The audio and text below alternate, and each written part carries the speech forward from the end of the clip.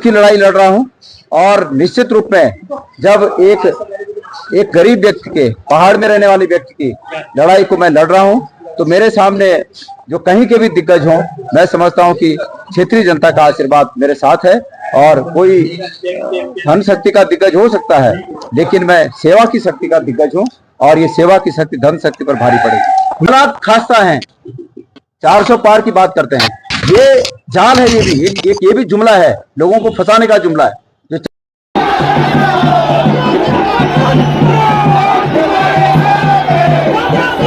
कहता है कि 400 पार नहीं होगा, कोई बहुमत की बात नहीं करता। उनके भी मन में स्पष्टता है कि बहुत बड़े बहुमत से भारतीय जनता पार्टी पूरे देश में जीत रही है। साथ ही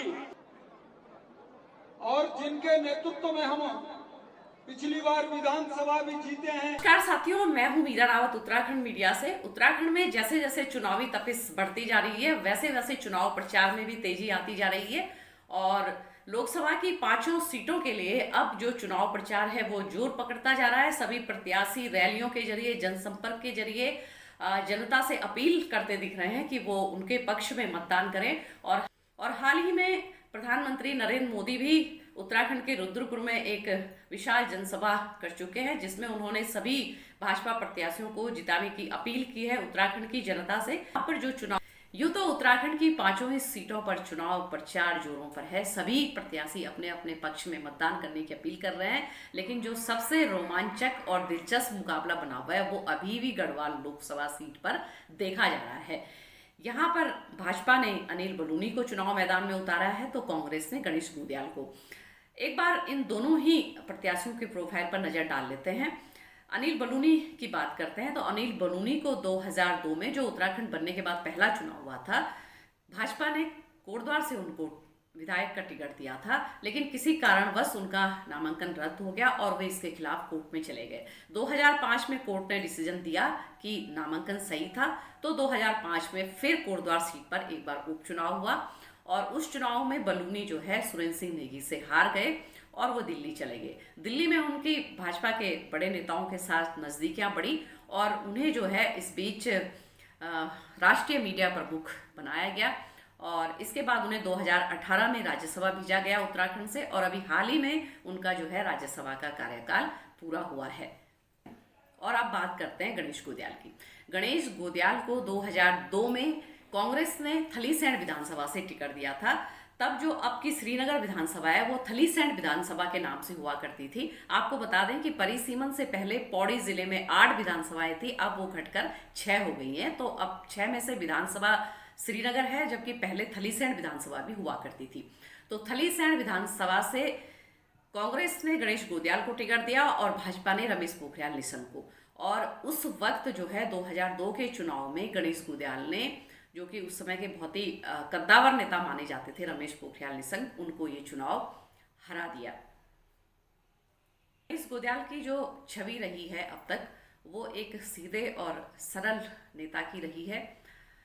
आम लोगों के बीच में उनकी गहरी पैठ मानी जाती है और ये भी कहा जाता है कि वो पक्ष ही नहीं बल्कि विपक्ष वालों को भी बराबर का सम्मान देते हैं। जब वो विधायक रहे तो उन्होंने अपने जो विधानसभा है उनकी, उसमें काफ़ी लोगों की बढ़ चढ़ कर मदद की और शायद यही वजह है कि आज उनके पास ना तो संगठन है, ना स्टार प्रचारक है। इसके बावजूद वो एक इतने बड़े हाई प्रोफाइल नेता को जो है टक्कर देते नजर आ रहे हैं उस सीट पर। गुंदियाल 2012 में एक बार फिर इस सीट से चुनाव लड़े और 2012 में वो विजयी हुए। इसके अलावा उन्हें 3 बार इसी सीट पर हार का सामना भी करना पड़ा, जिसमें 2007 में वो चुनाव हारे, 2017 में चुनाव हारे और 2022 में वो धन सिंह रावत से चुनाव हारे। हालांकि 2022 में जो वोटों का अंतर था वो बहुत कम था, 400 या 500 वोटों से गुंदियाल इस सीट पर चुनाव हारे। ये वही सीट है जिस सीट को 1982 में तत्कालीन प्रधानमंत्री इंदिरा गांधी ने अपनी प्रतिष्ठा की सीट बना लिया था। हालांकि वहां से कांग्रेस के प्रत्याशी चंद्रमोहन सिंह नेगी मैदान में थे, लेकिन ये लड़ाई हेमवती नंदन बहुगुणा और चंद्रमोहन सिंह नेगी के बीच न होकर हेमवती नंदन बहुगुणा वर्सेस इंदिरा गांधी हो गई थी। प्रत्याशी जनसभाओं में अपने अपने मुद्दों को रख रहे हैं। क्या कुछ कह रहे हैं गणेश गुंदियाल और अनिल बलूनी, आइए पहले इन्हें सुन लेते हैं। भारतीय जनता पार्टी ने जिनको टिकट दिया है उनके विचार ही कुछ सामने नहीं आ रहे हैं, कुछ बोल ही नहीं पा रहे हैं। जनता का उत्साह मेरे साथ जो आपको दिख रहा है वो आपके सामने है। वो इस उम्मीद में है कि उनके केंद्रीय नेता आकर उनकी नैया पार लगाएंगे, लेकिन गढ़वाल की जनता बहुत समय से इस बात को महसूस कर रही है कि उनका सांसद वो होना चाहिए जो अपने पैर पर स्वयं खड़ा हो सके। बैसाखियों के सहारे खड़े होकर दूसरे नेताओं के भरोसे अपनी नैया पार लगाने वाले की मंशा रखने वाले, मैं समझता हूं कि गढ़वाल की जनता के सांसद बनने के योग्य नहीं। उनमें वो काबिलियत नहीं नजर आती कि जो अपने पैरों पर खड़े हो सकें, अपनी बात पर जनता को समझा सकें, जनता को रिझा सके। वो बात अभी तक सामने नहीं है। वो बार बार एक बात कहते हैं कि मोदी जी। लोगों ने 10 साल देख लिया ना मोदी जी। भाई अपना भी तो कुछ बोलिए। हम तो अपना बोल रहे हैं। मैं तो ये कह रहा हूं कि सरकार से भी बड़ी बात यह है कि आपका सांसद काबिल हो, जो भी सरकार हो उस सरकार के आंखों में आंखें डालकर बात कर सके कि अंकिता भंडारी के बारे में क्या आपकी राय है। अग्निवीर योजना लागू होकर आपने जो उत्तराखंड के युवाओं के साथ बड़ा धोखा किया है, इसको आप तत्काल हटाइए और फौज की रेगुलर भर्तियां शुरू करें। आपदा में हमारे जो लोग मारे गए, रैणी में, वो जो चमोली में एसटीपी प्लांट में 17 लोग मारे गए, उनकी जान की क्या कोई कीमत नहीं है? लेकिन इनके सांसद मौन है।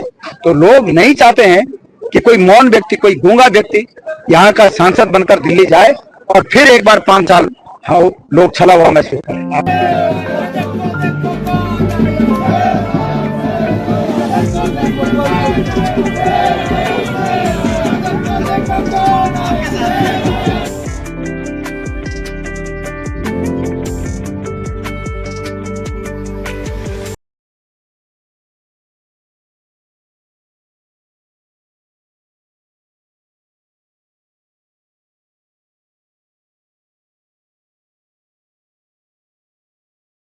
जिस तरह से पूरे देश में माहौल है और उत्तराखंड के अंदर भी वो माहौल है, ऐसा लगता है कि देश में 400 पार और उत्तराखंड के अंदर 5 सीटें बहुत बड़े बहुमत के साथ, बहुत बड़े मार्जिन के साथ भारतीय जनता पार्टी जीतने जा रही है। अब चर्चा ये हो रही है कि कितने वोट से जीतेंगे, इस पे चर्चा सब तरफ है।